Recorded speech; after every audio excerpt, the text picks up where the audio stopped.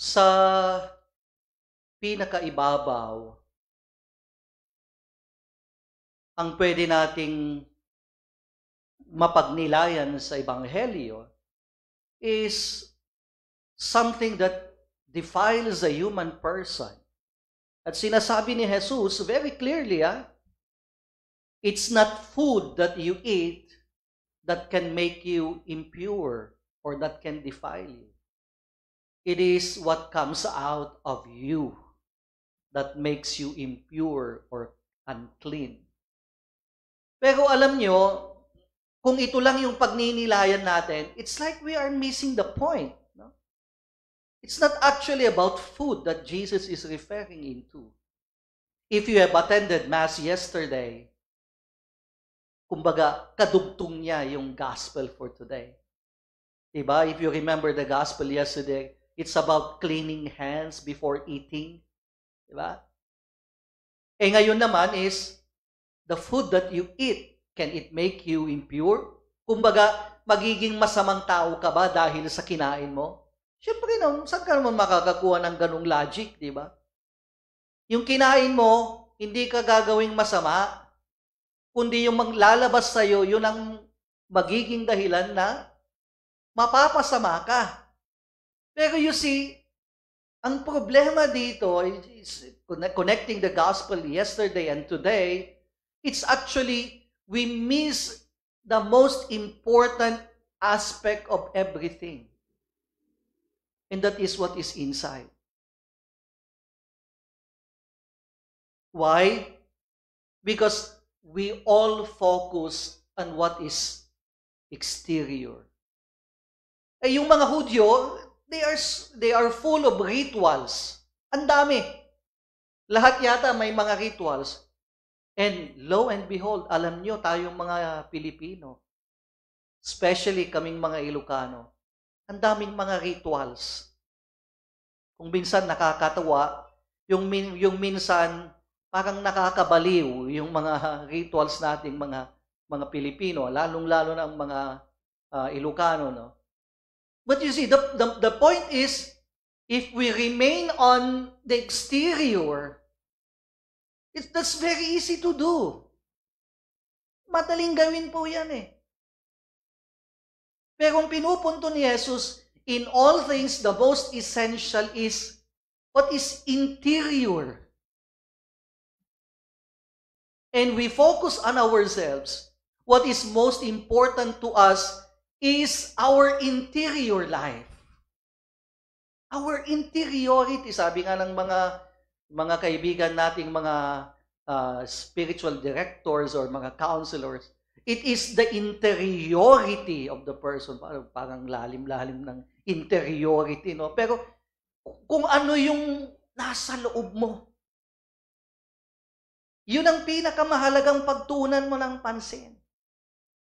Well, many times if you are observant of people of today, it's as if parang we have a distortion, kumbaga, no? We are so crazy. We are people crazy in love with what is exterior. Kaya nga, if you remember, I have said Mass here, then I was talking about how people of today would like to appear so good exteriorly before people and yet keep so many negative things in their heart. Yun ang nakakalungkot. That's the tragedy na ayaw na mangyari ni Jesus sa atin. Because that was the tragedy of the Jews. They kept all the rituals, exterior rituals, and yet they failed to look into their interiority. Kaya nga yung mga Hudyo, yes, they perfected all the rituals, and yet they were unkind. They were not compassionate. They were not charitable. They were unforgiving. You see? Yun ang tragedy ng isang tao. That you look in the exterior as something immaculate. And yet, in your interior, Kumbaga, parang bulok. Kaya nga kung minsan, kung kayo po ay mamamalengke, lalong-lalo na pag hindi kayo observant, di ba yung may mga gulay, for example, talong, di ba? Yung outside niya parang maganda naman, di ba? Pag hiniwa mo, ang dami palang uod sa loob. And that is a danger that can happen to so many of us. That we focus so much on the exterior of ourselves and we take for granted what is interior of us. Well, gaya ng sabi ko, well, we have to appear good. Diba? We have to appear good. Kaya nga, next week, that's 1 week from now, that's Ash Wednesday. The gospel is about the 3 works of piety. No? And yung fasting doon, sinasabi, do not look gloomy. Maghilamos ka. You can always look good. Mag-makeup ka, mag-lipstick ka, okay lang yun. Pero sana, ang pinaka-focus mo talaga is yung kaloob-looban mo. What is inside of you. Because at the end of the day, it is what is inside of you that God looks at. Lagi niyong tatandaan yan.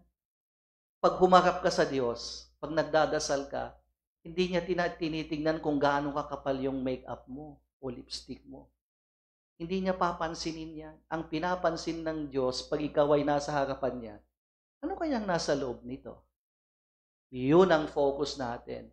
We pray that we will not fall into that trap also, just like the Jews, no? Being overly concerned about exterior, and we forget what is inside of us. And as Jesus would say in the gospel, it's not from the outside that can make you impure. It is what you keep inside that makes you impure.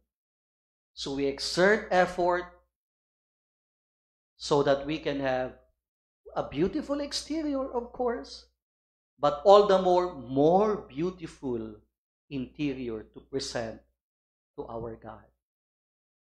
We all stand.